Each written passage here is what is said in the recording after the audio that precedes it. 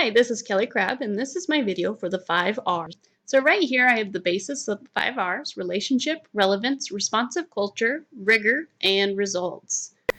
So the first one we have here is relationships, and I feel like this is one that my school does better than all the other 5 R's. The first one, it says things that they do for staff.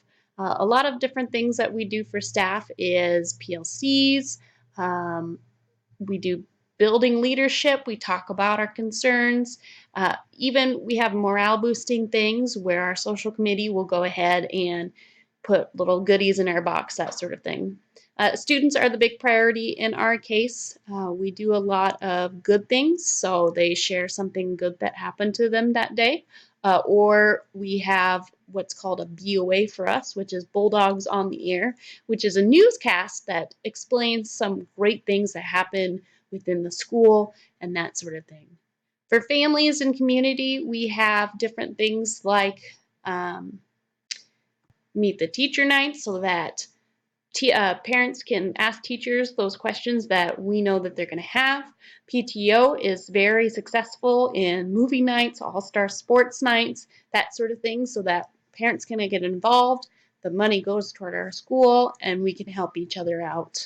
Based on the relationships rubric, I would actually say that we are between transitioning and modeling, just because there are some criteria on this rubric that doesn't necessarily match what we're looking for. So the first one I would say is provide structural model to facilitate learning. We have a learning environment for new teachers or for teachers who are struggling, but it's only a 1-year program, but you can ask for support in other ways. So again, I would say it's between transitioning and modeling. The one thing I would say that we can improve on is just more interaction between parents and teachers. Sometimes parents are telling administration things that they think that can improve teachers, but we don't get the message. So if we communicate with one another, I think we would be able to address those concerns that parents have for their student. As for relevance, we do levelize. We do a literacy first, where we levelize from phonemic awareness and phonics. Later, they get levelized as well as far as where they're at in the grades. Whenever we're doing things, we always think of smaller groups instead of large groups. But I would actually say we're between transitioning, just because they give teachers a little too much freedom, and some of the quality might change from teacher to teacher.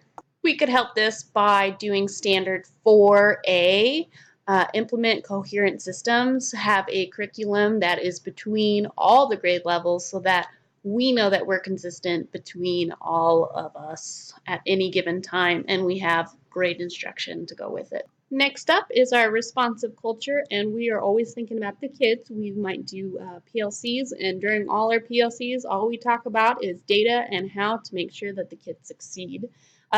We then do SIT meetings for those kids who are struggling and might need any sort of intervention, or to be considered to be put on an IEP, that sort of thing. When we are considering putting on people on SIT or on IEPs, we think about standard 4, letter D. We ensure that they're being challenged, and we check all their strengths and weaknesses, and we go from there. Something I think that they could improve on that is stated in this is that we personalize it a little more. Sometimes the ideas that we have are not personalized as much. Some things can work for some students, and some other things cannot work for other students. I would say we're transitioning in this as well. We hit a lot of the modeling notes, but we don't hit every one of them, so we might be in between transitioning and modeling in this case. Rigor is next, and I think we do a lot of this. We actually have a training center for teachers to get trained in different things that we need. We do literacy first and early childhood math for the younger ones, and then we do everyday math for the older kids. For younger kids, we're doing something called Zones of Regulations, which is a social emotional course. We're also doing Second Step, which is very similar to teach children life skills that they can use for the rest of their lives. As far as where we're at, I would say we are transitioning, just because not everybody is trained as well as they probably should be so that they can incorporate it into their classroom. Finally, I would like to talk about my principal. I would believe that he's under the democracy theory of leadership. I pulled up this image here. I feel like this is him. He supports all of his staff. He supports students. He supports everybody around him. He really is a motivation to everyone, and he sets goals, and he loves to see us all succeed. He contributes. It's something cool he does every year is he buys T-shirts for all staff and students. He's bought yearbooks for all staff and students, and he just likes to be around everybody.